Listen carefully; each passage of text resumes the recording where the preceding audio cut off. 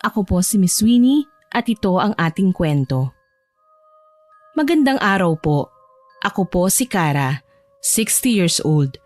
Ito pong kwentong ibabahagi ko sa inyo ay nangyari noong taon 1992. Kung kailan 5 buwan kasal pa lang kami ng aking yumaong asawa. Naitago na lamang po natin sa pangalang Miggy. Nais ko lamang po sanang ibahagi sa inyo ang kwentong ito nang sa gayon ay lubos niyong maintindihan kung bakit sa maagang edad na 27 noong mga panahong yon ay nabiyuda ko at hindi na nakapag-asawa pang muli. Labis po kaming nagmamahalan ni Miggy. Sa katunayan po niyan, against all odds po ang tema ng aming relasyon. Dahil noon pa man, ayaw na po talaga sa akin ng kanyang pamilya kahit hindi ko pa naman talaga sila personal na nakikilala. Aminado naman po ako na hindi ako perpektong asawa. Ngunit may mga bagay talaga na kung minsan ay labis tayong nabubulagan. May mga bagay tayong nagagawa o mga salitang nasasabi na hindi natin namamalayan nakakasakit na pala sa kapwa. Mahal na mahal kita, Kara. Ayoko magkahiwalay pa uli tayong dalawa. Ganoon din ako, Miggy. Kaya nga gusto kong magpakasal na tayo eh. Alam kong hindi papayag ang magulang ko sa gagawin natin. Pero papayag ako sa gusto mo. Lahat gagawin ko. Mapasaya ka lang, mahal ko. Yaman din lamang na ikakasal na tayo. Hayaan mo kung ipaalam ko sa iba ko pang kaibigan ang plano natin. Ayokong ikasal na dadalawa lang tayong haharap sa altar ng simbahan, Miggy. Simbahan? Hindi ba pwedeng sa west na lang muna? Miggy, minsan lang tayong ikasal. Bakit kailangan sa west pa? Gusto ko sa simbahan. Gusto kong maging sikat kahit minsan lang sa buhay ko. Sa tingin ko naman, hindi kalabisan ang aking request kay Miggy. Ano ba naman ang kasal sa simbahan? Hindi siya mahihirapang ibigay yun sa akin. May steady siyang trabaho, may sapat na ipon, may sariling bahay at munting babuyan na alam kong kapag ikinasal na kami ay isa din ako sa makikinabang.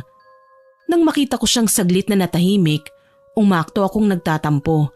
Pinagkrus ko ang aking mga braso at ipinakita ko sa kanya na kunwari maiiyak na ako. Alam ko naman talaga na makukuha ko siya sa ganito. Hindi niya ako matitiis. Maya-maya nga, lumambot ang ekspresyon ng kanyang muka. Sige, gagawin natin yung gusto mo. Pero makikiusap lang ako. Huwag na tayo mag-imbita ng maraming bisita. May sakit si nanay, baka ma-stress siya at alam mo naman hindi siya sanay na humarap sa maraming tao. Babe, hayaan mong masanay si nanay paminsan-minsan. Siyempre kapag ikinasal na tayo, kailangang makaharap siya sa family ko. Alam mo naman na marami-rami din kami, hindi ba? May mga lolo at lola pa ako, mga tita at tito, mga pinsan. Isama mo ng mga kaibigan ko at mga kakilala. Kagaya nga ng inaasahan, walang nagawa si Miggy sa aking mga request sa kanya at pinagbigyan niya ako. Naisagawa kaagad ang pamamanhikan kung saan dito ko nakilala ang kanyang nag-iisang kapatid na babae na si Ate Melissa. Base sa aking obserbasyon, hindi palang ngiti si Ate Melissa. Palagi siyang seryoso. Lahat ng sinasabi niya ay pino at hindi kababakasan ng biro. Yun nga lang, mahilig sumuway si Ate Melissa. Lahat na lang napupuna niya. Ikaw pala ang kasintahan ni Miggy. Masaya ako na makilala ka. Ako din naman, masaya kang makilala, ate. Hindi ka ba nagpupupo sa nakatatanda sa'yo? Bakit ate? Kailangan pa ba yun? Hindi ako sinagot ni Ate Melissa. Nakikita ko ang reaksyon sa kanyang muka. Dismayado. Ewan ko ba, may mga panahon talaga na dire-diretso akong nagsasalita na hindi ko namamalayan na nakakasakit na pala ako sa iba. Sabi nga nila, dapat daw i-filter ko muna ang mga gusto kong sabihin bago ko ilabas sa bibig ko. Kaso lang, nakasanayan ko na eh. Ang hirap baguhin ang ugaling nasa akin na talaga. Kaya naman kahit may napapansin na akong pagtabang sa pakikitungo sa akin ni Ate Melissa, deadma pa rin ako. Iiling-iling na iniwan niya ako at kinausap ang aking mga magulang. Ako naman, pabaliwalang nilapitan si Miggy. Ni hindi ko na binati ang nanay niya. Dinaan-daanan ko lang. Naalala ko kasi ang sabi ni Miggy na hindi raw sanay makipag-usap sa ibang tao ang ina niya. Siyempre ayokong mabwisit sa akin ng matanda. Kaya naman umiwas na lamang ako. Napansin yata ito ng aking kasintahan kaya kinuusap niya ako. Babe, hindi mo man lang binati ang nanay ko. Babe, hindi sa ayaw ko siyang pansinin. Naiilang lang kasi ko eh. Sabi mo hindi ba, hindi siya sanay na makipag-usap sa iba? Anong malay natin? Baka maburyong lang siya sa akin. Okay na ako sa ganito. Ninitian ko naman siya kanina eh. Sagot ko. Subalit naging mapilit talaga si Miggy. Ipinakilala niya ako ulit sa kanyang nanay kaya wala akong nagawa kundi ang magmano sa kanya. Sa isang sulok, napansin ko si Ate Melissa na tahimik lamang na nakatingin sa akin. Humingiti-ngiti naman siya sa ibang kaanak ko na naroon. Pero napapansin ko talaga ang pagkibot-kibot ng labi niya na para bang may inuusal na mga salita. Noong mga sandaling yun, hindi ko na pinansin ang mga bagay na para sa akin ay simple lang naman at pwede nang kalimutan. Tutal hindi lang din ako ang maingay at medyo masakit magsalita nung mga oras na yon. Sa katunayan, isa ang aking tita na kanina pa binubulungan ng family side ni Miggy na medyo matapobre raw. Para sa akin, nagiging honest lang naman ang aking tita. Pinrangka niya talaga si Miggy kung kailan ang aming kasal, kung saan, paano ang magiging honeymoon at kumusta kaya ako kung magiging Mrs. Miggy de Leon na ako pagkatapos ng seremonyas ng kasal. Ang sagot naman ni Miggy ay palaging ganito. Sa part pong ito ay pag-uusapan pa namin ng maayos ang tungkol sa kasal. Plano kasi namin ng simpleng wedding lang. Kakonti ang bisita at kung pwede, sa bahay muna ang honeymoon. Hindi ko po kasi pwedeng iwanan ng nanay ko eh. Pero babe, nariyan naman si Ate Melissa para bantayan ng nanay mo. Tsaka isang beses lang tayong ikakasal, ano ba?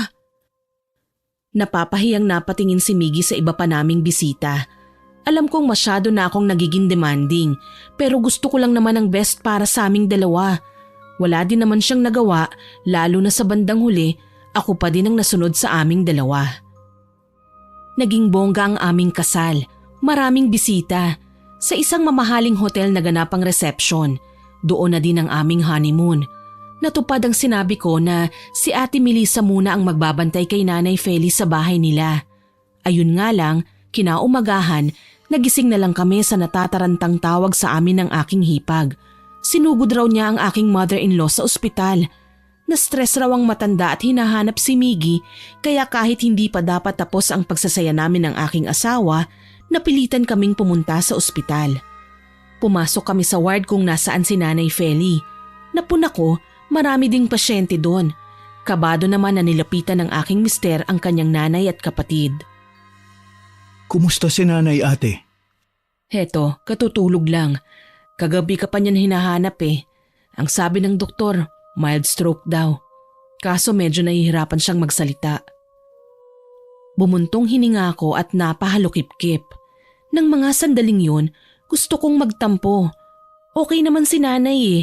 Kaso ang daming rason nitong ate ng asawa ko. Sinasadya lang yata para maistorbo kami. Hindi ko napigilan ang sarili ko na magkomento. Ate, kaya naman siguro nai-stress si nanay dahil nasa ward siya nakapwesto. Bakit hindi mo siya ikuha ng private room para naman peaceful ang pagpapagaling niya? Babe! Totoo naman ang sinasabi ko, Miggy. Nagawa niyo ngang bigyan ako ng engranding kasal eh. Dapat sana nilubos mo na. Sa private room mo na ilagay si nanay para hindi na tumatawag-tawag pa sa telepono yang si ate. Teka, babe. Anong sinabi mo? Bago-bago mo pa lang sa pamilya namin, ganyan ka na magsalita. Ano bang ipinagmamalaki mo? Ate, nagsasabi lang naman ako ng totoo. Alam nyo, hindi na natin dapat pinoproblema ang bagay na to eh. Maliit na issue lang naman eh. Maliit para sa'yo, para sa amin hindi. Sa tingin mo ba, magtitiis si nanay sa ward kung may pera pa kaming magagamit para sa kanya? Hindi. Alam mo kung bakit? Kasi naubos na sa mga luho mo. Ang lakas ng loob mong magdemand ng kahit ano sa perang pinaghirapan ng asawa mo. Nanlaki ang mga mata ko dahil sa mga sinabi ni Ate Melissa. Hindi ko akalain na pagsasalitaan niya ako ng ganon. Dito ko napagtanto na hindi na simpleng bagay ang gusto niyang mensaheng ipaabot sa akin. Malinaw na ayaw niya sa akin. Dinadaan lang niya sa init ng ulo. Pero naiinis siya sa lahat ng gusto kong sabihin. Pumalag ako at hindi ko na inisip kung ano-ano ang lalabas sa aking bibig. Alam mo Ate Melissa, Wala ka na yatang karapatan na sumbatan ako sa lahat ng ginastos niyo sa akin. Siyempre, ginusto ng kapatid mo na magpakasal. Normal lang na maglabas siya ng pera. Tsaka bakit ang init ng ulo mo sa akin? Hindi ba dapat sarili mo na lang ang pinagtutuunan mo ngayon ng pansin? Kita mo, naunahan ka na ng kapatid mo. Sigaw ko na mas kinagigil niyang lalo. Pati si Miggy napatakip ng muka sabay hila sa akin palabas ng kwarto. Miggy, hayaan mo nga akong kausapin niyang ate mo. Tama na, okay? Ako muna makikipag-usap kay ate, please. Alam mo kasi, kapag hindi mo sinagot yung ate mo, aapi-apihin ka lang yan. Hindi ko naman kailangan mawala ng respeto kay ate. Pwede kaming mag-usap ng maayos. Hayaan mo na muna kami. Hindi ko na nga ipinilit ang aking gusto. Alam ko naman na may mga bagay din na hindi kailangang ako ang magsalita. Para sa akin, may hindi magandang ugali din si Ate Melissa na kailangang ituwid. Wala naman akong ibang hangad kundi ang makisama sa aking mga bagong pamilya. Kung ayaw naman nila, hindi rin ako yung tipong mamimilit sa aking ugali. Hindi ako ipinanganak para magpabilib sa ibang tao, kundi nabubuhay ako para pasayahin ang sarili ko. Sa huli, nagpaalam ako kay Miggy na lalabas ng ospital. May restaurant naman sa katapat na gusali at doon ako pumasok. Bumili ako ng sosyaling potahe at tinikman-tikman habang naghihintay sa asawa ko. Maya-maya pa, dumating din siya. Ngumiti ako at sinabi sa kanya na bayaran ang in-order ko. Iiling-iling na dumukot siya sa wallet at hiningi sa waiter ang bill ko. Nang makita niya yun, napamulagat si Miggy. Babe, anong klaseng pagkain ba ang in-order mo at kay mahal naman? Yan kasi ang specialty nila eh. Gusto kong tikman para malaman ko kung magiging favorite ko na ba. Ikaw, baka gusto mong kumain. Pwede tayong mag-order ulit. Babe, saka na. May bibilin pa akong mga gamot na kailangan inumin ni nanay. Kailangan ko pa bang sumama? Pwede bang sa hotel na lang ako? Hindi pa ako ready na kausapin ulit si Ate Melissa eh. Huminga ng malalim si Miggy. Alam ko naman na hindi niya ako tatanggihan eh. Ipinagpara na lang niya ako ng masasakyan at hinayaan akong umuwi sa hotel. Nang mga sandaling yun, gusto ko na naman na magtampo kay Miggy. Katatapos lang ng kasal namin pero mukhang mahuhuli na naman ako sa priority niya. Makalipas ang ilang araw, sinundo niya ako sa hotel. Inuwi na ako ni Miggy sa kanyang bahay. Nagulat ako dahil naroon din si Nanay Feli at Ate Melissa. Babe, anong ginagawa nila Ate Melissa dito sa bahay? Kasabay ng kasal natin ay pinalipat ko na sina ate at nanay dito, babe. Hindi ko kasi sila pwedeng iwanan sa dati naming bahay. Alam mo na, puro babae lang. Saka hindi ko naman sila pwedeng pabayaan. Wala bang trabaho yung ate mo? Pag-aawayan ba na naman natin to? Kung ako kasi ang nagkataong nasa lugar niya, mahihiya na akong makitira sa'yo. Baka nakakalimutan mo, babe. May asawa ka na. Hindi naman pwedeng sa isang bahay dalawang reyna. Tsaka hindi ka naman bulag. Alam mong ayaw sa akin ng ate mo. Iwasan mo na lang kasi siya, please. Pwede naman kayong wag nang magpang-abot. Hayaan mo na lang ako na gampanan ko ang pagiging anak ko kay nanay. Wala naman ako nagawa ng makiusap talaga sa akin si Miggy. Basta nagmarcha ako papunta sa kwarto namin at nagkulong. May helper naman kami na pwedeng mag-asikaso ng lahat at naghahatid sa akin ng pagkain sa kwarto. Mabuti na rin lang at hindi ko pa nakikita si Ate Melissa kahit na 3 araw na kaming magkasama. Habang wala kaming pakialamanan, okay lang ang lahat sa pagitan naming dalawa. Kaso lang, habang tumatagal, may mga napapansin akong kakaibang ginagawa ng hipag ko. Kapag lumalabas ako ng aking kwarto, napapadaan ako sa silid na kanyang inuokupa. Palaging nakaawang ang pinto niya at nauulinigan ko siya na nagsasalita kahit alam ko naman na wala siyang kasama. Isang araw, maagang umalis si Miggy. Pupunta siya ng opisina.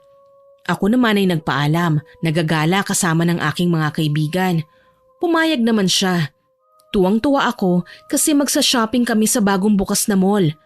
9:00 pa lang ay nakabihis na ako at naglalakad na paalis ng aking kwarto. Muli kong nadaanan ang kwarto ni Ate Melissa at napansing bukas na naman ang pinto niya. Mukhang walang tao kaya naisip kong pumasok. Sisilip lang naman ako kung anong meron dun. Ang sama naman ng amoy na yun. Amoy insenso. Wika ko. Ayoko naman talaga sa amoy na yun noon pa man. Feeling ko, nauugnay ito sa karunungang itim. Nalabis naman na nagpataas ng balahibo ko nang makita ang mga bagay na nasa mesa sa gilid ng kama ni Ate Melissa. Mga gamit nga sa itim na kapangyarihan. Wala akong saktong kaalaman sa mga bagay na yon. Hindi naman ako inosente sa lahat ng gamit na alam kong pwedeng ariin ng mga marunong nito. Itim na kandila, mga karayom at manika. Meron pang libreto na may nakalimbag na sumpa at kung ano-ano pang lingwaheng nakakasindak. Napaatras ako at nagulat nang magsalita sa aking likuran si Ate Melissa. Anong ginagawa mo rito? Ate, balak ko lang sanang magpaalam. Bakit? Iiwan mo na ba ang kapatid ko? Mas matutuwa ako. Uminit ang ulo ko sa kanyang tinuran. Kahit kailan, wala sa bokabularyo ko ang mang-iwan ng asawa. Hindi ko din yun magagawa sa mister ko, lalo pat mabait naman siya at palagi akong pinagbibigyan. Kahit aminado ko na minsan talaga ay may pagkamaldita ko. Ninisian ko siya at tinaasan ng kilay. Pasensya na ate hindi ko ugaling mang-iwan ng asawa Pero baka kayo ang maiwan niya kapag napuno ako sa'yo. Pwede ko siyang kumbinsihing iwanan kayo at magpakalayo-layo na kami nang hindi ka naman umasa sa pera na pinaghihirapang trabahuhin ng asawa ko. Aba, walang iya ka? Isang malutong na sampalang iginawad niya sa akin. Natulig ako doon, lalo na't hindi ako sanay nang nasasampal. Sinamaan ko siya ng tingin sabay dinuro ko siya. Talagang sinusubukan mong pasensya ko, no? Iaangat ko na sana ang aking kamay para gumanti ng sampal kay Ate Melissa, kaso lang nagulat ako nang mag-ibang reaksyon ng kanyang muka. Ang nasisigurado ko lang may mga inusal siyang lengguwahe sa akin. Mga salitang siya lang ang tanging nakakaintindi at kayang magdikta. Umatras ako at kaagad na nagtapang-tapangan. Hindi mo ako matatakot dyan sa pinaggagawa mo. Talaga? Hindi ka natatakot? Pero titiyakin kong sa mga susunod na araw ay tsaka ka matatakot. Dali-dali ko siyang iniwan at nakakaramdam ng kilabot nang umalis ng bahay. Habang nasa galaan kasama ang aking mga kaibigan, hindi ko maiwasang makaramdam ng pagtataka. May kapangyarihang itim ba si Ate Melissa? Kapag naaalala ko kasi ang mga katagang inuusal niya, sumasama ang pakiramdam ko at nawawalan na ng lakas para kontrahin siya. Nagbigay ito sa akin ng ideya para matyagan siya. Tuwing nasa bahay ako, palihim ko siyang pinagmamasdan. Napapansin kong may mga nagiging kausap siya sa labas ng bahay namin. Mga taong hindi ko kilala na nag-aabot sa kanya ng sobre. Kapag nalilingat siya, sinisilip ko ang laman ng mga ito. Sandamakmak na pera at larawan ng sinumang taong nakatakda niyang saktan. Mistula siyang hired killer sa kanyang ginagawa. Kaya pati ang asawa kong si Miggy ay kinuwentuhan ko tungkol sa aking nalalaman. Babe, alam mo bang may na-discover ako? Ano yun? May ginagawa ang ate mo na hindi maganda. Eto na naman tayo. Totoo ang sinasabi ko. Madalas kong makita ang ate mo na tumatanggap ng pera sa mga tao, babe. Sa katunayan yan nagkukulong siya sa kwarto niya para gawin ang pinapatrabaho sa kanya. Napahilamos sa mukha niya ang aking asawa. Alam kong may mga pagkakataon na naiirita na siya sa akin, pero kailangan niyang malaman na nananakit ng ibang tao ang ate niya. Nakita ko na may ginagawan siya ng kapangyarihang itim. Para bigyan siya ng ebidensya, muli akong pumasok ng palihim sa kwarto ni Ate Melissa. Wala ang hipag ko noon sa bahay. Umalis at hindi ko alam kung saan pumunta. Si Nanay Feli naman ay palagi lang sa kanyang kwarto at binabantayan ng private nurse na nakuha nga ni Miggy dahil sa pangungulit ko. Kulob sa kwarto ni Ate Melissa nang makapasok ako. Hindi man lang nagtatanggal ng mga sapot ng gagamba sa bawat sulok ng kisame. Ang mas ikinatatakot ko pa, hindi na kinakahiya ni Ate Melissa na i-display ang mga weirdo niyang kagamitan bilang pagpapakilala sa tunay niyang katauhan. Isang mambabarang na nagpapabayad ng malaking halaga para makapanakit o kung hindi naman pumatay ng tao. Ha? Oras na malaman ko kung anong lihim na tinatago mo. Exit ka na sa buhay namin, Ate Melissa. Nakalak ang pinto ng kwarto niya. Halatang may tinatago talaga. Pero nahanap ko ang duplicate key at ginamit yon para pumasok at maglibot-libot doon. Nanginginig na tinitigan ko ang 2 boteng nasa ilalim ng bedside table. Kumpirmado, mga ibinaba dito na insekto. Ninakaw ko ang isa sa mga ito at nagtatakbong bumalik sa kwarto namin ni Miggy. Natatawa pa nga ako na hinihingal, pero at least nakuha ko naman ang kailangan kong ipakita sa asawa ko. At siguradong ipapatapon na ni Miggy ang lahat ng bagay na nasa loob ng kwarto ni Ate Melissa. Para hindi ako mapagbintangan, umalis ako ng bahay at nag-shopping. Marami akong pinamili. Sinadya akong magtagal sa mall at umastang inosente. Hindi ko nga alam kung paano ko nagawa ang lahat ng yun eh. Ang nakakasiguro lang ako, hindi kami magkasundo ni Ate Melissa at mainit ang dugo namin sa isa't isa. Mabuti na lang, sinundo na ako ni Miggy sa harapan ng pinasukan kong mall at sabay na kaming umuwi. Pagdating sa bahay, nagulat kami nang maabutan namin na nagwawala si Ate Melissa. Ginugulo niya at halos itaob ang buong kabahayan. Ni hindi siya maawat ni Nanay Feli, ng helper at ng private nurse. Galit na galit siya. Sumama ang kanyang itsura nang makita ko, tsaka ako dinuro. Ikaw, bakit ka pumasok sa kwarto ko nang walang paalam? Ha? Ako? Bakit ko naman gagawin yun? Sinungaling! Hindi ako nakapiyok nang bigla niya akong sampalin. Halos matulig ang buo kong pagkatao.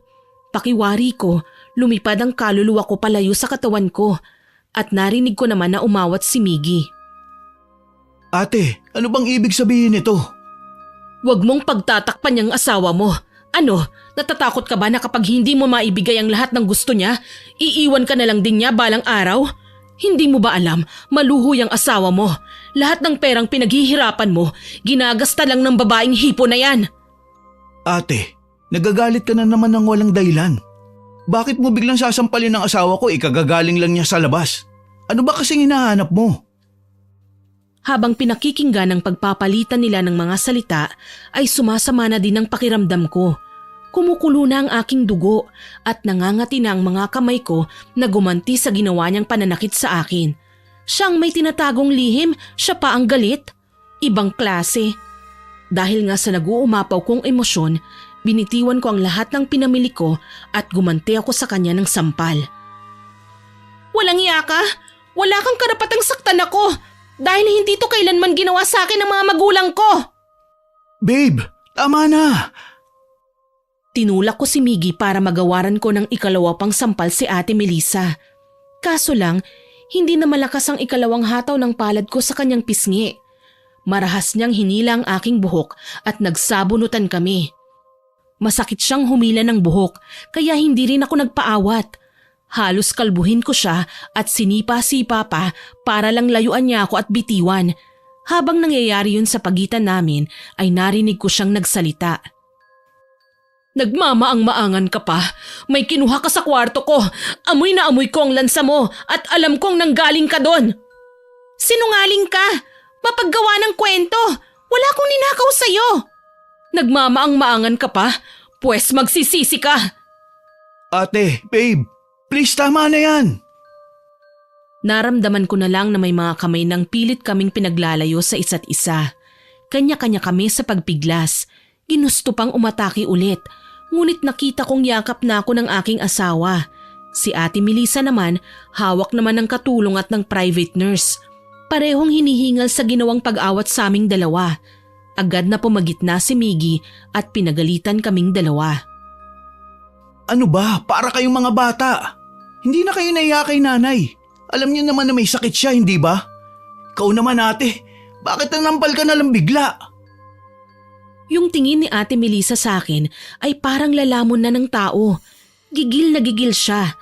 Parang gusto akong daluhungin ulit. Pero tinaasan ko na lang siya ng kilay. Ipinakita ko sa kanya ang kamalditahan ko na hindi ako nasisindak sa kanya.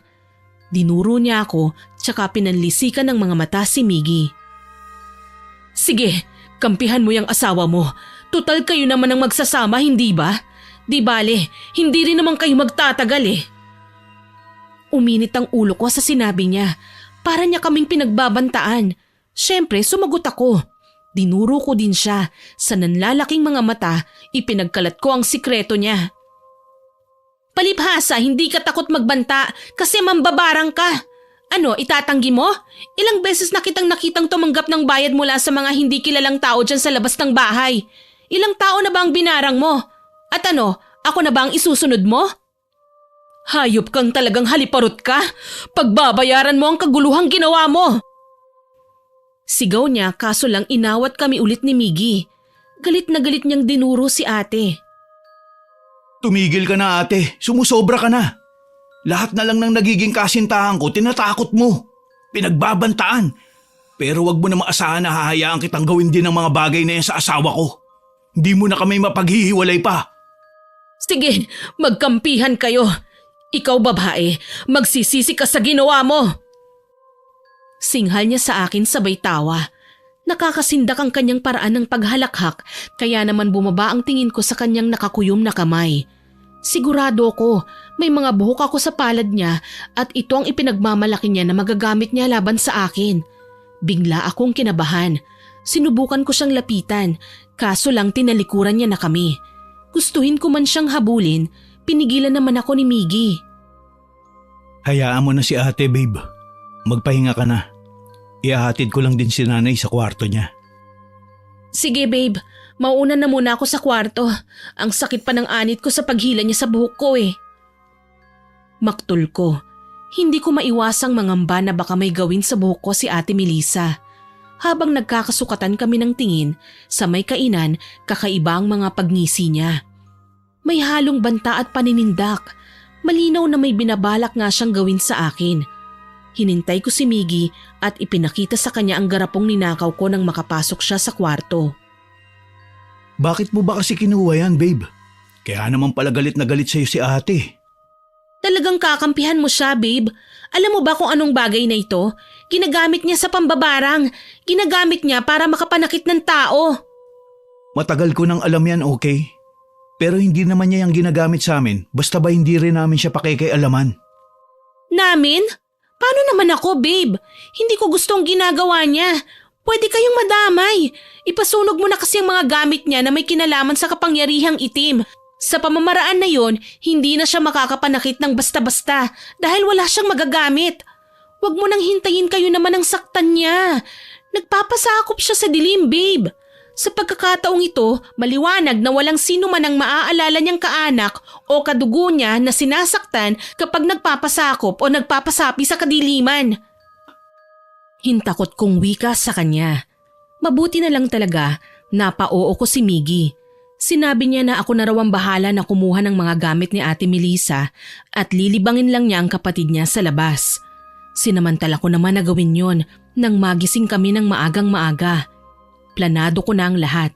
Papasok ako sa kwarto ni ate para kunin ang mga ginagamit niya pati na ang pinagdududahan kong buhok ko na nakuha niya sa pananabunot niya sa akin. Kaso lang, napatda ako. Pagpasok ko sa kwarto, wala na si ate. Hindi na din namin siya mahanap kahit sa ang sulok ng bahay. Ang sabi pa ni nanay, namataan niya si Ate Melissa na maagang umalis at sumakay ng tricycle. Wala naman daw sinabi sa kanya kung saan pupunta. Ang mas ikinagimbal ko pa, nawawala ng mga gamit niya sa loob ng kwarto. Literal na malawakang paglalayas ang kanyang ginawa dahil hindi ko na mahanap ang mga gamit niya. Bakante at malinis na ang kwarto. Dahil doon, nagwala ako. Hayop! Walang yang Melissa na yan. Kapag may nangyaring masama sa akin, papatayin ko talaga siya. Ay! Babe, bakit ba ang aga mong nagwawala? Nagtaka ka pa? Wala nang ate mo rito. Umalis na siya. Dinala niya ang mga gamit niya. Teka nga, hindi ba dapat masaya ka? Gustuhin ko man, hindi ko magawa, babe. Delikado ang buhay ko sa kanya. Alam kong may binabalak siyang masama sa akin, lalo na't hawak niya ang ilang hibla ng buhok ko. Dala ng desperasyon, kahit wala namang nangyayari sa akin, ay umalis ako ng araw na yon at kinausap ang nanay ko. Nagsumbong ako sa kanila. Kagaya nga ng inaasahan, nagalit kay Melissa ang mga kapamilya ko. Alam kong naging magkaaway kami, pero masaya ako dahil wala na siya sa bahay. Ang problema ko na lang kapag binarang niya ako. Mabuti na lang at may nirekomenda si Mama na isang kilala niyang manggagamot, si Aling Belen na taga Quezon Province. Talagang bumiyahe pa ako kasama si Miggy para lang makausap ang nasabing manggagamot, para makahingi ako ng pangontra laban sa kanyang masamang balak sa akin. Mula sa ilang oras na biyahe, huminto ang sinasakyan naming kotse sa isang lumang bahay na gawa sa kawayan at pawid.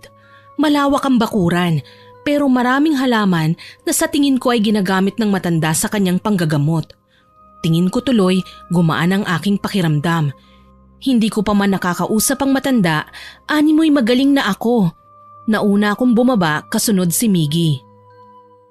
Babe, sigurado ka ba sa gagawin mo? Ibig kong sabihin, ilang araw na ring wala sa bahay si Ate Melissa. Wala naman nangyayari sa'yo, hindi ba? Kailangan pa bang may mangyari sa akin bago ko magpagamot, babe? Baka nakakalimutan mo.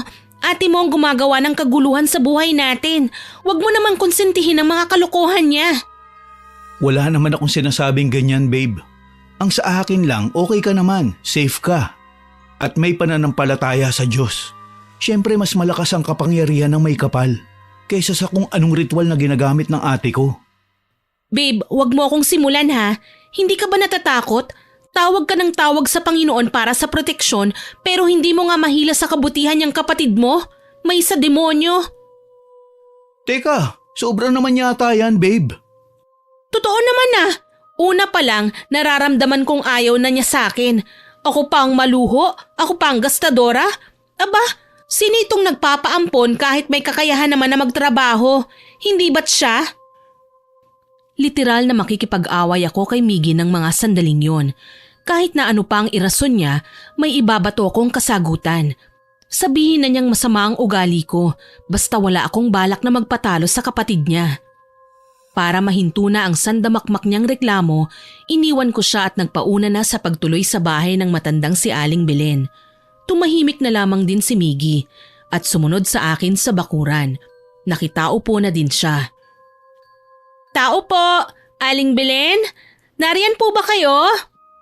Tao po! Mula sa likod bahay ay may matandang babaeng sumilip. May dala siyang gulok at iilang halamang may lupa pa sa mga ugat na animoy kabubunot lamang. Kunot noo siyang napatingin sa amin. Sino sila? Kayo po ba si Aling Belen? Oo, ako nga. Sino ba kayo? Ako nga po pala si Kara. Siya naman po ang asawa ko, si Miggy. May kailangan po sana kami sa inyo eh. Wika ko sa kanya. Naintindihan kagad ni Aling Belen ang mga simple kong katagang yon.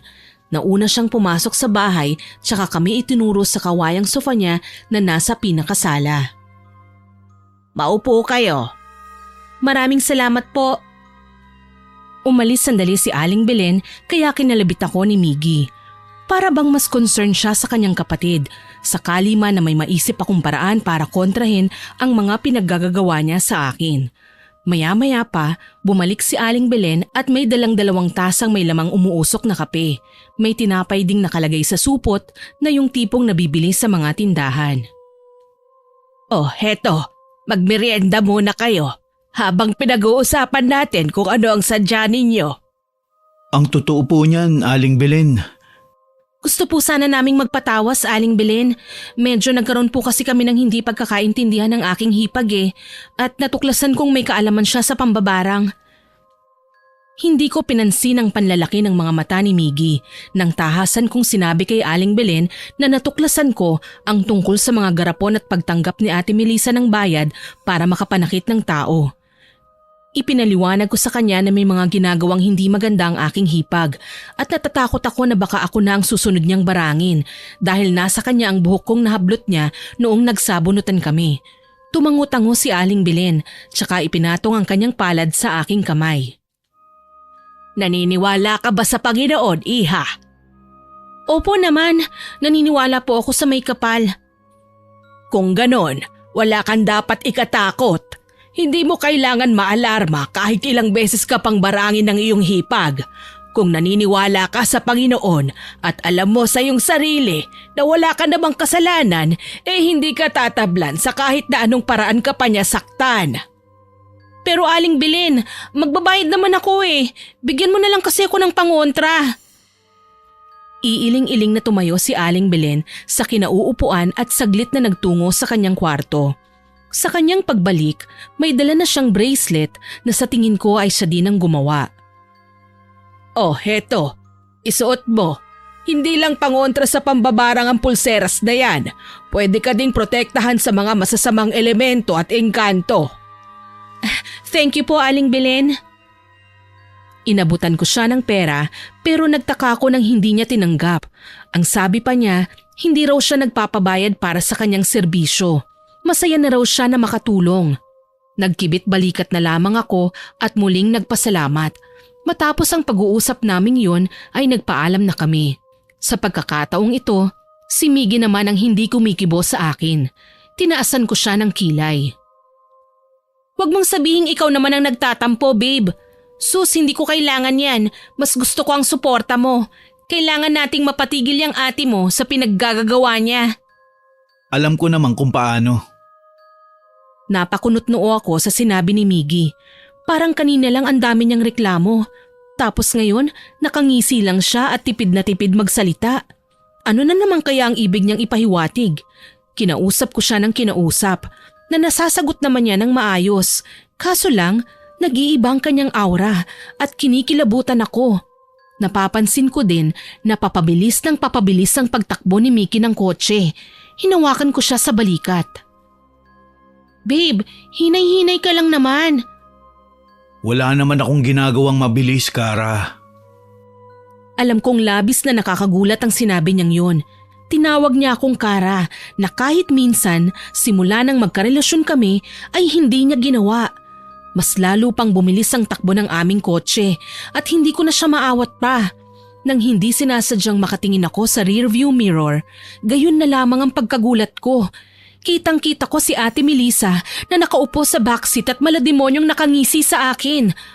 Para makatiyak, lumingon ako sa likuran at wala namang nakita.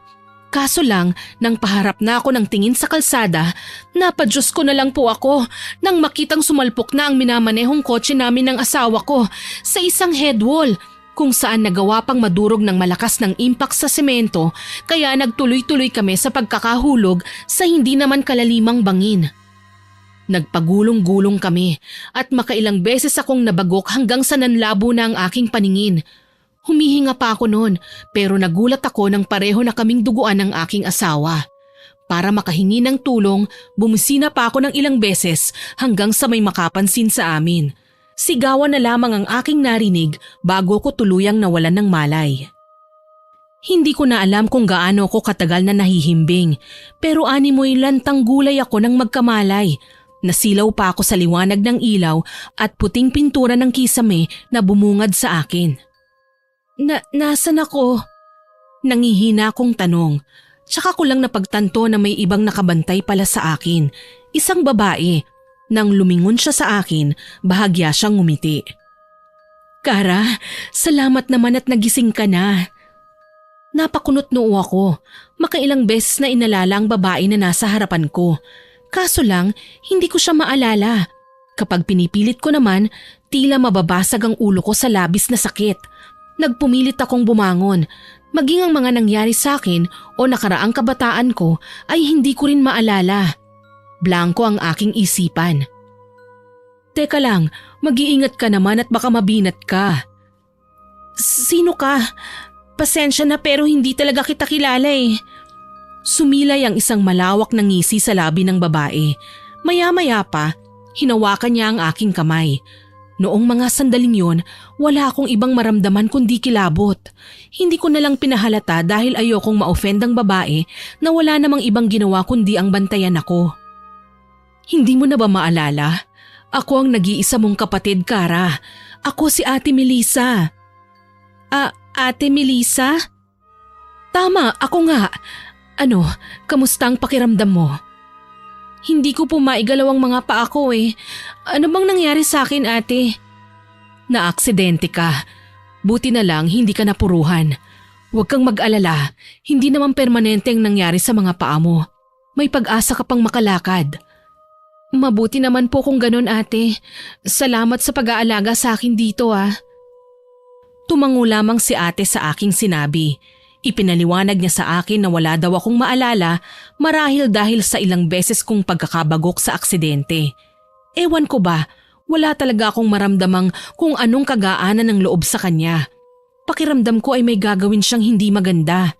Kahit na siya naman talaga ang nag-alaga sa akin. Gayunpaman, naging matyaga siya sa pag-aasikaso sa akin hanggang sa lumipas ang mga araw at dineklara na pwede na akong umuwi. Sakay ako ng wheelchair na itinutulak naman ni Ate Melissa. Isinakay niya ako sa isang rent-a-car at bumiyahe kami sa hindi ko matukoy na lugar. Ang alam ko lang, malayo kami sa city. Huminto kami sa isang tila ancestral house na malayo sa kabayanan. Kailangan mong magpahinga pagdating natin sa bahay, ha? Opo, ate. Maraming salamat po. Dito ba tayo nakatira? Oo, ito ang bahay natin. Pati ba ito hindi mo maalala? Umiling ako at humingi sa kanya ng pasensya. Wala talaga akong maalala sa kung ano man ang nangyari sa akin sa nakaraan. Kung sino ang kasama ko sa pagkadisgrasya o kung talaga bang kapatid ko si Ate Melissa. Hindi ko naman kasi maramdaman na kapatid ko siya eh. Nakalimutan ko din pati edad ko. Ang alam ko lang, nagpapasalamat ako at buhay ako ngayon at nakaligtas ako sa naganap na aksidente sa buhay ko. Pagpasok namin sa bahay ay nilibot ko ito ng tingin. Malawak pero wala akong makitang maski isang larawan ko. Ate, wala po ba tayong family picture man lang o nakapag-asawa ba ako? Wala. Takot ka nun sa litrato kaya wala kang larawan maski isa. Tsaka kung pwede, huwag ka ng maraming tanong. Ako man ay gusto nang magpahinga. Sige po ate. Pasensya na po. Inihatid niya ako sa aking magiging kwarto. Sa pagpasok pa lang namin, alam ko na kaagad na tila ilang taon nang hindi nagagamit ang nasabing silid. Nalalanghap ko ang lumang amoy ng mga unan at kumot na nakapatong sa kama. Para bang naitago ito sa kabinet ng mahabang panahon. Amoy naptalina pa ang mga yon. Lumang-luma na din ang silid. May mga alikabok pa na hindi nalinisan ng maayos, pero hindi naman yung tipong nakakasipon. Inalalayan ako ni Ate Melissa para makahiga sa kama. Medyo nahihirapan pa kasi akong makagalaw eh. Umaasa ako na makakalakad din ako at hindi na magiging pabigat pa sa kanya. May mga pinainom siyang mga gamot sa akin tsaka ako maayos na kinumutan. Matulog ka ha? Kailangan mong lumakas. Salamat ate. Nakakatuwa kang ganyan ka ano? Malayo sa dati mong ugali. Mukhang magkakasundo pa tayo eh. Ha? Ano pong ibig mong sabihin ate? Wala. Kalimutan mo na yung sinabi ko. Tumangu-tango na lamang ako at pinilit na pumikit. Sa loob ng silid na yun, nanatili ako ng ilang buwan hanggang sa may mapansin ako na kakaiba sa bahay na yun. Madalas kong mapansin na umaalis si ate. Patago lamang yun pero nagagawa ko siyang silipin. Dala ng malapit lamang ang kinahihigaan kong kama sa bintana. Natatanaw ko siyang sakay ng kotse at sa kanyang pagbabalik may mga dala na siyang gamit. May mga pinamili at mga supot na hindi ko naman alam kung para saan. Minsan nakita ko siyang may kausap sa bakuran. Narinig ko ang salitang barang at lilimitahan lang daw ng 2 buwan kailangang mamatay na agad. Kinilabutan ako doon. Hindi ko alam kung ano o sino ang mamamatay kaagad. Ang alam ko lang, kailangan kong magsimulang maglihim kay ate. Idagdag pang may mga panahon na ang creepy niya talaga, sobra. Tipong patutulugin niya ako ng mga bandang 7:00 ng gabi at magigising naman ng hating gabi. Madalas ko siyang magisnan sa gilid ng aking kama. Nakatayo lang at walang katinag-tinag.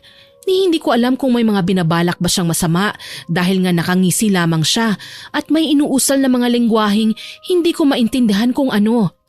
Ang alam ko lang para akong mas lalong nanghihina at hindi ko magawang makabangon pa. Para hindi ako tuluyang malugmok, hindi ko na pinaalam sa kanya na nagagawa ko ng gumabay. Nariyan kasi ang pakiramdam kong hindi ko kailangan sabihin sa kanya ang mga mahahalagang bagay na yon, lalo na at estranghera pa din siya sa pakiramdam ko. Pansin ko din, hindi niya inaasa sa akin ang pagkain. Siya mismo ang nagsusubo sa akin. Ate, hindi naman ako naputulan ng kamay eh. Kaya ko nang isubo ang pagkain. Hayaan mo kung gawin ito, Kara. Pero ate, nahihirapan na po kasi kung lumunok eh. Sunod-sunod na po ang pagsubo niyo. Wala akong pakialam. Basta kumain ka at ako ang magsusubo sa'yo. Natigilan ako sa biglaang pagbulyaw niya sa akin. Bigla akong natakot. Parang sa isang iglap, naging kay weirdo na niyang tignan. Hindi na din ako lumaban pa. Pati sa pagliligo, siya na ang gumagawa noon para sa akin. Kahit pa nga sabihin niyang pareho namang kaming babae, nariyan sa aking puso na hindi ako sanay sa mga ginagawa niya para sa akin. Hindi ako sanay na pinaliliguan at naiilang ako sa mga ginagawa niya. Ate, ako na pong bahala sa pagsisipilyo. Kaya ko na po. Babantayan pa rin kita. Bilisan mo na riyan. Wika niya sa akin. Pansin ko pa, ayaw na ayaw niyang makita ko na nagpa-practice na maglakad. Kaya naman hindi ko na lamang pinapakita sa kanya na nakakaipon na ako ng lakas. May kung ano kasi sa kutob ko ang bumubulong na ligtas ako kapag nagkukunwaring walang muwang sa lahat ng bagay. Ni ayaw niya akong padungawin sa labas ng bahay at nakalakang lahat ng pinto at bintana kaya mistula akong preso sa loob. Tinanong ko si Ate Melissa tungkol dito pero lagi siyang may binibigay sa akin na sagot. Malupit ang mundo, maraming mapanghusga, maluho at masasama. Ikaw ay minsan na ding nahawahan ng kasamaang meron ng mga tao dyan sa labas. Kaya nakakulong ka dito para manumbalik ka sa pagiging isang mabuting babae. Ilang taon na po ba ako ngayon, ate? Pati kaarawan ko, mga itsura ng magulang natin, hindi ko na maalala pa. Ikaw ay 27 lang, Kara. Nakapagtapos ka ng pag-aaral pero wala kang trabaho. May naging kasintahan po ba ako, ate? Sinamaan ako ng tingin ni Ate Melissa. Napapansin yata ang pagiging matanong ko. Niwala man lang akong kamalay-malay na lahat ng sinabi niya sa akin ay mga hinabi niya lang na kwento at wala talagang katotohanan. Kagaya ng pag-angkin niya sa akin na kapatid kahit hindi naman ako makaramdam ng lukso ng dugo. Kinaumagahan, nagising ako sa tunog ng makina ng sasakyan at pagharurot nito palayo. Nakita ko si Ate Melissa na sakay ng kotseng yon, kaya naman nagmadali akong bumangon. Kabado at ingat na ingat ako. Nagmamadali ako sa pagtayo dahil nagagawa ko pa yon ng dahan-dahan. Kalaunan, nakarating ako sa kwarto ni Ate Melissa. Alam kong yon ang kanyang higaan dahil naroon ang kanyang mga kagamitan. Bakit pakiramdam ko ay may mahahanap akong bagay dito na makapagpapaalala sa akin ng buo kong pagkatao? Kinikilabutan ako sa tuwing inaalala ang kabutihan sa akin ni Ate Melissa. Para bang hindi naman yun ang nakasanayan niya. Nakakakabalang talaga. Maliban sa damit at iba pang personal na gamit, may iba akong bagay na nalaman sa kanya. May mga tinatago siyang gamit para sa pambabarang. Hinalungkat ko ang mga ito para lang mapatda. Nakita ko ang iilang hibla ng buhok kasamang aking larawan. Sa isang iglap, may mga nakita kong eksena sa diwa ko na mistulang palabas. Ang kasal, ang pagsugod namin sa ospital na pinagdalhan kay Nanay Feli, pati ang sabunutan namin ni Ate Melissa. Nasapo ko ang aking ulo at nagpatuloy sa paghalungkat sa kanyang mga gamit. Mga litrato ng kasal namin ng kapatid ni Ate Melissa, mga larawan noong namamanhikan at ang aking tunay na mga magulang. Hintakot akong napayakap sa aking sarili nang maalala ko si Miggy at ang paglapit ko kay Aling Belen. Naiangat ko ang aking braso at nakita ang bracelet doon. Hindi man lang ito natanggal sa braso ko.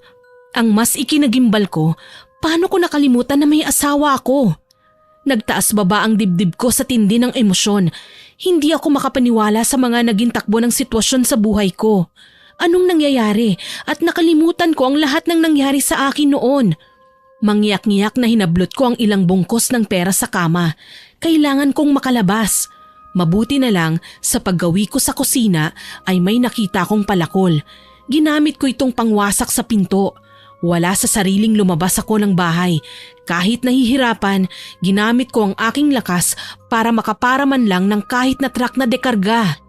Nagtanong-tanong na din ako kung nasa ang banda ko at swerte naman na nasa Quezon Province pa rin ako.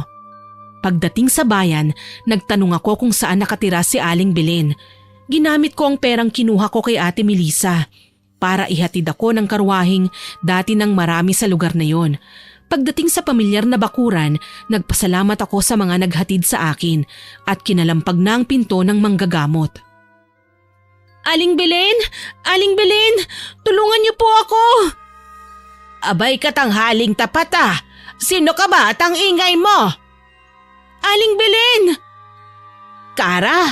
Buhay ka! Bakas ang pamimilog sa mga mata ng matanda nang makita niya ako. Dali-dali niya akong hinila papasok ng bahay niya. Jasking bata ka! Ano bang nangyari sa'yo? 3 buwan ka nang nawawala. Ang buong akala namin ay kasamang nasunog ng kotse ang bangkay mo. Ano? Yun talaga ang totoo. Hindi ba't nanggaling kayo rito sa bahay? Ilang kilometro lang ang naitakbo nyo ay naganap na ang aksidente. Natutup ko ang aking bibig sa labis na gulat. Naalala ko ang bawat detalye ng kay Linaw. Nagawa ko pang ang makahingi ng tulong eh. Ang kaso lang, hindi ako sigurado sa mga sumunod na nangyari sa akin. Dahil nang magising na ako, nasa isang ospital na ako noon. Si Mickey, may balita po ba kayo sa asawa ko? Ikinalulungkot kong sabihin sa ito, iha. Pero ang iyong asawa ay pumanaw na. Ano? Hindi totoo yan. Hindi papatay ang asawa ko. Inalo lamang ako ni Aling Belen. Pinakalma at may kinuhang dyaryo. Naging trending na balita pa lang ang aksidente na nangyari sa amin ni Miggy. Ang mas ikinahagulgol ko, nabasa ko sa balita na dead on the spot si Miggy, habang ako naman daw ay missing. Duda ng mga otoridad, baka may mababangis na hayop ang pinagtulungan kainin ng bangkay ko at walang iniwang bakas kung saan naroroon ang mga labi ko o kung meron pa mang naiwan. Umiiyak na hinarap ko si Aling Belen. Hindi ako nababaliw, Aling Belen, pero si Melissa ang nakita ko bago kami na aksidente. Siya ang may kagagawa ng mga bagay na ito. Pinatay niya ang sariling kapatid niya para pagdusahin ako. Ang mabuti pa, huwag ka na munang bumalik sa inyo.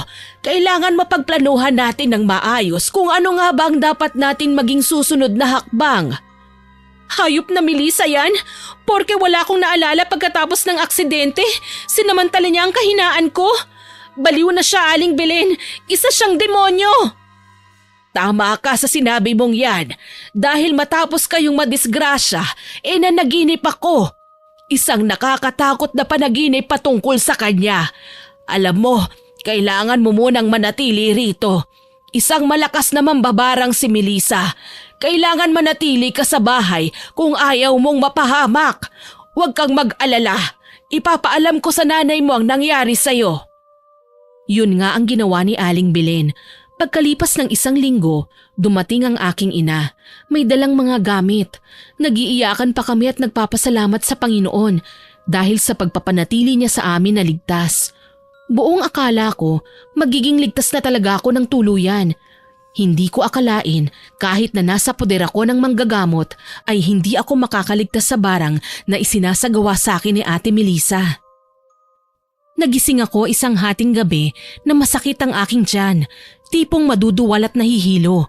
Gustuhin ko mang magpunta sa banyo ay hindi na ako nakaabot pa. Nagkalat ako sa sahig kaya tinawag ko na ang aking ina at si Aling Belen. Bakit? Anong nangyari? Nanay, Aling Belen, tulong! Anong nangyayari sa'yo? Dali-dali niyang binuksan ang ilaw habang si mama naman ay inaalalayan ako. Gayon na lamang ang pagkasindak namin nang makita ang mga bagay na isinuka ko. Dugo na may halong mga halamang ugat na hindi ko alam kung saan nanggaling. Nanlaki ang mga mata na napatingala ako kay Aling Belen. Ito na ba ang kinatatakutan ko? Nangyayari na ba? Malamang nagwawala si Ate Melissa sa galit nang malaman niyang tumakas ako sa bahay na pinagdalhan niya sa akin. Ang papa ko naman ay hindi namin kasama dahil kinailangan niyang hintayin ang update ng pulis. Lalo na at nilagay na sa most wanted list ang pangalan ni Ate Melissa at may patong siyang reward sa ulo. Desidido kaming kasuhan siya at ipakulong dahil malakas ang kutob ko na may kaugnayan siya sa naging aksidente namin ni Miggy. Ni hindi ko man lang napagluksaan ang asawa ko. Anong nararamdaman mo? Medyo makati po ang aking lalamunan. Parang may nakabara po. Tapos itong tiyan ko, ang sakit. Parang may kung ano sa loob na gustong kumawala at butasin ang aking katawan. Huwag kang mag-alala. Lalabanan natin ang mambabarang. Kumikilos na siya at naghahanap lang ng tiyempo para mapatay ka at hindi tayo papayag. Huwag po sana akong pabayaan ng Panginoon, Aling Belen. Patnubayan niya po ang gagawin niyong panggagamot sa akin. Pumikit ako at nagdasal ng taimtim. Alam kong may naging atraso din ako kay Ate Melissa. Pero hindi ko naman kasi magawang isipin kung paano niya nagagawa ang mga bagay na ito. Paano niya magawang mambarang? Umiyak ako habang pinakikiramdaman ang aking sarili. Napaiyak pa ako sa takot nang mapansing bahagyang lumobo ang tiyan ko. Sinubukan naman ni Mama na ipadala ko sa ospital pero ako na ang tumanggi. Hindi naman magagamot sa doktor itong karamdaman ko eh. Hinayaan kong si Aling Belen ang gumamot sa akin. Nagagawa ko naman na gumaling pero pabalik-balik ang aking karamdaman. Habang tumatagal, mas nagiging malala. Mas lalong nagiging kagimbal-gimbal ang aking kalagayan. Tuloy, naging mahirap sa akin na ayusin ang aking kalusugan. Nawalan ako ng ganang kumain at nahihirapang matulog sa gabi. Pati sa aking pagtayo, nahihirapan na rin ako. Nawalan ng lakas ang aking mga binti. Tila babalak ni Ate Melissa na lumpuhin ako at wag nang pagalingin. Tingin mo po ba, Aling Belen? Gagaling pa ako? Walang imposible sa Panginoon, Iha. Hindi ako tumitigil sa pangontra sa sumpang inihahampas niya sa'yo. Magtiwala lang tayo. Nang mga sandaling yun, nangungulubot na ang aking balat. Kumapal, tila ba tinubuan ng maraming kalyo na sa tuwing kakamutin ko ay nag-aastang balakubak na sumasabog sa alikabok kapag nagugulo. Diring-diri ako sa sarili ko noon ni hindi ko magamit ang mga pampaganda na hindi mawala sa buhay ko dati. Ang aking mga lotion at pabango na tila ba mas pinakakapal ang aking karamdaman kahit magwisik lang ako ng kaunti. Nanginig ako sa labis na kalungkutan. Nawalan na nga ako ng asawa, nasira pa ang buhay ko. Ano na lang ang magiging kalalabasan ng kinabukasan ko? Wala na. Malayo na ako sa dating maluhong babae na nakukuha at nabibili ang gusto sa isang iglap lang. Ngayon, mukhang ako ang nanganganib na bawian ng buhay sa isang pitik lang ng daliri. Huwag kang mag-alala. Susubukan kong maghanap ng panibagong lunas para gamitin natin dyan sa nanunuyo mong balat. Maraming salamat po, Aling Belen. Hindi niyo ako sinukuan. Aminado po ako na mapagmataas ako dati. Akala ko ako na ang masusunod sa bawat dikta ng tadhana. Pero hindi ko akalaing pwede pala akong bumagsak at lumagapak sa lupa. Iha, lahat ng tao ay nagkakamali. Hindi na ba tayo perpekto eh? Ako nga nagkasala din. Ang mahalaga, natututo tayo sa bawat pagkakamali at nagpapakumbaba tayo na marunong din tayong magpatawad. Sana po makaligtas ako sa pagsubok na ito. Ipinapangako ko po na magpapakabait na ako at magbabago. Hindi na ako magiging maluho hanggang sa umabot sa puntong nakakapanakit na ako ng ibang tao. Makuha lang ang gusto ko. Mangyayari ang lahat, Iha. Basta magdasal ka lang palagi. Alam ko naman na mabuti kang tao eh. Naliligaw ka lang ng landas. Mula noon kahit may sakit ako, pinagbubutihan ko ang pagdarasal. Kahit nahihirapan akong bumangon, nagagawa kong ibigay ang aking lakas para makaupo. Ang nanay ko naman ay hindi rin ako iniwan at sinukuan. Sa katunayan niyan, sabay kaming nagdarasal para sa ikagagaling ko. Hanggang isang araw, nagkataong kaming dalawa lang ni Aling Belen sa bahay. Ako naman ay nakakaupo na ng mga sandaling yon. Ang balat ko naman ay kasalukuyan kong pinapahiran ng langis dahil nanunuyo sa dami ng kalyo at nagsusugat kapag nahihila. Sabi sa akin ni Aling Belen, nararamdaman daw niyang humihina ang puwersa ng mambabarang na umaatake sa akin. Lalo na noong maisagawa na niya ang palipad hangin, kaya kahit papano natuwa ako. Kaso lang bigla akong sinagian ng takot nang marinig ko ang pagsigaw ni Ate Melissa sa labas ng bahay ni Aling Belen kung nasaan kami ngayon. Lumabas ka riyan, Kara! Nanginginig ako sa takot at napasiksik sa aking kinauupuan. Hindi ko kailanman inaasahan na magkikita kami sa pagkakataong ganito. kung kailan mahina ako at walang kalaban-laban. Pero dumating si Aling Belen at nagtatangkang sumilip sa labas ng bintana para malaman kung sino ang tumatawag sa akin. "Sino ba yan, Kara?" "Aling Belen, magtago po kayo. Yan po si Ate Melissa." "Ah, siya pala ang hukluban na nagpapahirap sa'yo. Teka nga at nang makausap ko." "Aling Belen, wag na po kayong lumapit. Baka kung ano po ang gawin niya sa inyo." Hintakot kong pigil pero hindi talaga nakinig sa akin si Aling Belen. Sa katunayan, kinuha pa niya ang kanyang buntot pagi at gagamitin niya yon kay Ate Melissa. Aniya, ang mga mambabarang daw ay may pagkakahawig din sa mga aswang. Kung anong kinatatakutan ng mga nasabing nilalang ay iisa din sa mga mambabarang. Kaya naman kampante siya na kaya niya siyang harapin. Sumilip ako sa may bintana. Nakita ko si Aling Belen na matapang na naglalakad palapit kay Ate Melissa. Walang kangiti-ngiti sa kanyang muka. "Hoy, babae ka! Anong kailangan mo at nag-ieskandalo ka sa bahay ko?" "Nasaan ang magaling kong hipag?" "Bakit? Mukha bang may nakikita kang higad dito?" "Walang yakang matanda ka. Hipag ang sinabi ko, hindi higad!" "Kung sino man niyang hinahanap mo, wala dito.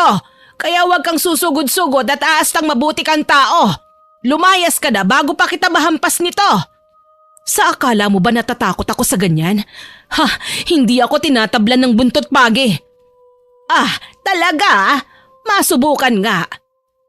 Napatigil na lamang ako nang makitang hinampas nga ni Aling Belen ng buntot pagi si Ate Melissa. Kitang-kita ko ang pagsigid ng sakit sa kanyang buong muka. Nang gigigil na animoy lalamon ng tao si Ate Melissa nang atakihin niya si Aling Belen. Nagsabunutan silang dalawa, ngunit sa tingin ko ay nadedehado na si Aling Belen. Nakita kong hinila niya ang buhok ni Ate Melissa, tsaka siya lumayo. Siguro walang maniniwala sa aking sasabihin, pero literal na may sa demonyo na talaga ang hipag ko. Kitang-kita kong iniangat niya ang kamay at umangat din sa ere si Aling Belen, tsaka niya init siya palayo. Napaigik si Aling Belen nang tumilapon siya at bumalya sa isang puno. Ako naman, kahit nahihirapan, ay napilitang damayan ng butihing matanda na nag-alaga sa akin. Iika-ika akong lumapit kay Aling Belen at inalalayan siya para makabangon. "Hindi ka na dapat lumabas pa, Iha. Hindi ko naman po magagawang hayaan na lamang kayo." "Iha, ikaw ang kailangan niya. Kahit saktan niya ako ngayon, wala siyang magagawa kung hindi kanya makikita." Hindi naman po ako papayag na may masaktan ng dahil sa akin. Ayoko pong madamay pa kayo. Nawala na nga ang asawa ko pati ba naman kayo?" "Nakakalimutan mo na ba, Iha? Isa akong manggagamot. Marami kong alam na proteksyon para mailayo ang sarili ko sa kapahamakan. Kagaya na lang ng pulseras na meron ka. Hindi niya tayo gaanong masasaktan. Halika, magdasal tayo." Magkahawak ang kamay namin ni Aling Belen nang umusal siya ng mga Latin na dasalin. Ako naman, nakatingin lang kay Ate Melissa. Kitang-kita ko ang disgusto sa kanyang muka, kaya naman hindi ko na siya tinitigan. Nilakasan ko ang aking loob at umusal din ang sariling dasal para sa aking sarili, para na rin sa aming kaligtasan. Habang ginagawa yon, kitang-kita ko ang pagwawala ni Ate Melissa. Tila ba hindi niya nagugustuhan ang ginagawa kong pagdarasal. Sa isang iglap, nakita kong umuusal din siya ng mga salita. Mga katagang kagaya ng sinasambit ngayon ni Aling Belen ay hindi ko rin maintindihan. Napaiyak na lang ako nang mapansing humangin ng pagkalakas-lakas. Siguro nga, pati ang Panginoon ay nagagalit na sa ginagawa nila. Maya-maya, humarap sa akin si Aling Belen. "Kaya mo bang tumayo, Iha?" "Opo, kaya ko naman po." "Halika, magdahan-dahan ka lang sa paghakbang. Dito tayo sa loob ng bahay magpatuloy sa pagdarasal." "Paano po si Ate Melissa?" "Kung malakas ang pananampalataya natin sa Poong May Kapal, aalis din ang babaeng yan dyan." Tumango ako at pilit na nga niyang itinayo ang aking sarili. Kahit napakiwari ko ay para akong matutumba. Gustuhin ko mang maiyak, pinigilan ko ang aking sarili. Hindi ako pwedeng matalo ngayon. Hindi pwede kailanman. Kaya naman kaagad akong tumuwid sa pagtayo at mas binilisan ang paghakbang. Tiniis ko ang sakit hanggang sa dumating kami sa loob ng bahay. Nagulat ako nang magdugo na naman ang mga parte ng balat kong nanunuyo at may iba ng kulay ng likido na kasama ang dugong naglalabasan doon. Malapot na nana. Nagsisigaw ako at sinubukang pumunta sa gripo pero pinigilan ako ni Aling Belen. Huwag mong huhugasan ng tubig na galing sa gripo. Ito muna ang gamitin mo. Galing yan kay Father nung minsang magpunta ako ng kumbento. Inabot niya sa akin ang 1 galon na may lamang holy water na galing daw sa simbahan. Wala namang pagdadalawang isip na inihugas ko yun kaagad sa aking mga sugat. At nagulat ako nang ilabas pa ni Aling Belen ang kanyang kamay na may hawak na mga hibla ng buhok. Ano po yan, Aling Belen? Ganito ang ginawa sa'yo ng mambabarang na yan, hindi ba? Pwes, ihanda mo ang iyong sarili dahil igaganti kita sa kanya. Kung ano man ang ginawa niya sa'yo, yun din ang ibabalik natin. Binasa din niya ng holy water ang buhok ni Ate Melissa. Nagulat ako nang makitang nagsisigaw ang babae sa labas. Umuusok ang kanyang katawan at parang nanunuyo ang kanyang balat. Hindi ako makapaniwala sa aking mga nakita. Aling Belen, huwag kang magtaka, iha. Ganyan talaga ang itsura ng mga taong hindi nananampalataya sa Diyos. Nasusunog na sa presensya ng impyerno kahit naririto pa sila sa lupa. Diyos ko, ngayon lang ako nakakita ng ganyan. Labis ang kasamaan ng babae na yan, kaya kapag bumalik ang karma sa kanya, ganyan din katindi. Napaiyak na lamang ako habang pinagmamasdan si Ate Melissa. Hindi ko alam kung maaawa ba ako sa kanya o hindi. Sa tindi ng parusang binigay niya sa akin, hindi ko na alam kung alin doon ang una kong ipatitikim sa kanya nang malaman naman niya na masakit ang ginawa niya sa akin. Maya-maya lang, nagulat ako nang bumagsak siya sa lupa. Nakapagtatakang sa ingay na nilikha namin at sa nakikita kong kaguluhan sa labas ng bahay, wala man lang kahit na sino sa mga kababayan ni Aling Belen ang nakiusyoso sa nangyayari sa amin. Isinatinig ko yon kay Aling Belen at nagulat ako sa isinagot niya. Iha, hindi si Melissa ang nagtungo rito para atakihin tayo, kundi ang kapangyarihan niya na may kakayahang magkatawag tao. Gayunpaman, lahat ng ginawa natin sa huwad na Melissa na nanggaling dito kanina ay mararamdaman niya at pagdurusahan. Asahan mong sa paglipas ng mga araw ay may darating sa ating balita tungkol sa kanya. Paano niyo po nalaman ang mga bagay na ito? Ako man ay minsan na naging kaugali mo. Maluho at mapagmataas din ako noon. Tingin ko nga sa aking sarili, Diyos at walang makahahadlang sa lahat ng naisin ko. Nagising na lang ako sa katotohanan nang mamatay ang anak ko at kinuha naman ng kalaban kong mambabarang ang buhay ng asawa ko. Kaya pinasok ko ang panggagamot. Umaasa ako na makakatulong ako sa mga taong naging biktima rin ng kapangyarihang itim na kagaya ko. Napayakap ako kay Aling Belen, kaya pala kahit ano pang nangyayari sa akin ay hindi niya ako sinukuan. Nagpasalamat ako sa kanya at muli ay naging dagdag aral na naman sa akin ang mga nangyari sa araw na yon. Makalipas ang ilang araw, napansin kong bumuti-buti na ang kalagayan ko. Nagagawa ko ng tumayo nang hindi pa ika-ika. Ang balat ko naman nagsisimula ng kuminis ulit.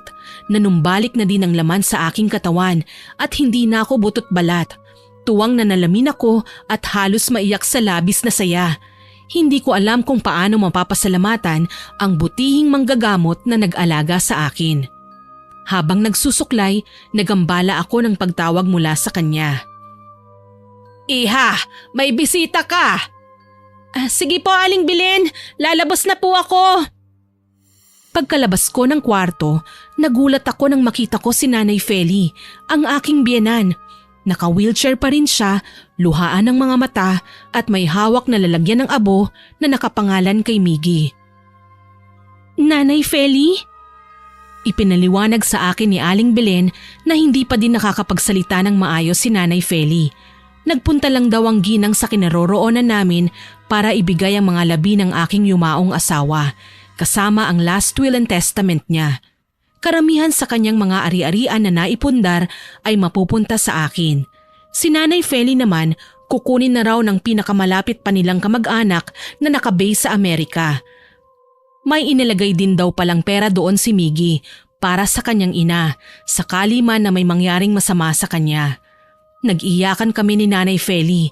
Kahit nahihirapan siyang magsalita ay humingi siya ng kapatawaran sa ginawa sa akin ni Ate Melissa. Pinatawad ko siya at sa totoo lang ang gaan ng aking pakiramdam. Aniya, nasa isang mental hospital daw si Ate Melissa. Nakakulong dahil tinangkang sunugin ng bahay nila na pinagtaguan sa akin ng babae. Malala na daw ang kalagayan ng babae at mukhang hindi na magtatagal.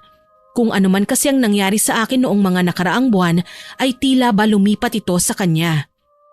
Hindi rin nagtagal si Nanay Feli dahil mamayang gabi na pala ang flight niya para mangibang bansa. Nang maiwan kaming dalawa ni Aling Belen, muli na naman akong napaiyak. Napakabuti sa akin ng Panginoon. Binigyan niya ako ng ikalawang pagkakataon para mabuhay at hindi ko ito sasayangin. Sa tingin mo po ba, Aling Belen, gagaling pa si Ate Melissa? Oo naman, kapag natuto na siyang magpakumbaba at magpatawad. Alam kong kahit nasa bingit na siya ng kamatayan ay bibigyan siya ng Panginoon ng pagkakataon. Sana naman po para makita niya kung gaano kaganda ang buhay, para maubos lang sa galit at pagnanais niyang makaganti. Pasasaan ba't maiisip din niya ang mga bagay na yan? Oh, ano nang balak mo ngayon? Napaisip ako tsaka naalala ang ipinamana sa akin ni Miggy. Hindi ko man lang nagawa ng maayos ang tungkulin ko sa kanya bilang asawa. Kay iksi ng binigay na panahon para sa aming dalawa. Kaya naman iaalay ko ang natitirang oras ng buhay ko sa pagtulong sa iba. Dahil alam kong ikasasaya ito ng aking yumaong asawa. Hindi na ako naghanap pa ng ibang mapapangasawa. Inabala ko ang aking sarili sa ibang mga bagay. Nagsimula ako sa maliit lamang na organisasyon, naglalayong turuan ng mga bagong may bahay na gumawa ng mapagkakakitaan sa kanilang tahanan. Tinutulungan ang mga katulad ko na inaapi at binibigyan ng pag-asa para makapagsimulang muli. Sa paglipas ng panahon, mas naging malapit kami ni Aling Belen. Kahit noong pumanaw ang aking ina sa karamdaman ay hindi niya ako iniwan. Nagsilbi siyang pangalawa kong ina. Kumusta ang pakiramdam mo, iha? Mabuti naman po, Aling Belen. Masaya po ako at nakakatulong po ako sa iba. Mabuti naman kung ganon. Siya nga pala, may natanggap akong balita mula sa isang kakilala. Ano po yun? Si Melissa, pumanaw na raw nung isang araw. Hindi na nakayanan ng kanyang karamdaman. Ewan ko lang kung bakit, pero bigla akong nakaramdam ng hapdi sa aking puso. Kahit wala kaming magandang pinagsamahan ni Ate Melissa, naaawa ako sa kanyang sinapit. Hindi ko alam kung anong klaseng childhood ba meron siya at ganun na lamang ang kanyang ugali. Wala naman akong karapatang husgahan siya, kaya ang tangi ko na lamang na nagawa ay ang ipagdasal ang kanyang kaluluwa. Sana naman pinatawad niya ang kanyang sarili bago siya pumanaw. Kawawa naman po siya, no? Oo, iha. Nagpalamon siya sa galit, inggit at kadiliman, pati sarili niyang kapatid na gawa niyang patayin. Mabuting tao si Miggy, Aling Belen. Saan man siya naroon ngayon, alam kong nauna na niyang pinatawad ang kanyang ate. Katulad ko. Wala naman pong permanente sa mundo eh. Ang mahalaga, natuto na tayo. Malaki na talaga ang ipinagbago mo. Dahil naman po sa inyo yon, Aling Belen, tinulungan niyo po akong mamulat sa mga pagkakamali ko. Totoo naman ang sinabi ko, lahat ng tao'y nakagagawa ng pagkakamali. Pero hindi ibig sabihin nun ay may karapatan na tayong magmalaki at ipakita sa lahat na magagawa nating lupigin ang lahat. Lalo na at alam nating may Panginoon na anumang oras ay pwede tayong tanggalan ng lahat ng meron tayo ngayon para lumagapak tayo sa lupa. Hanggang dito na lamang po, more power po sa inyong channel at God bless. Naway kapulutan nyo ng aral ang aking ibinahaging kwento. Hanggang sa muli, salamat po sa inyong pakikinig. Ako po si Miss Winnie at ito ang ating kwento.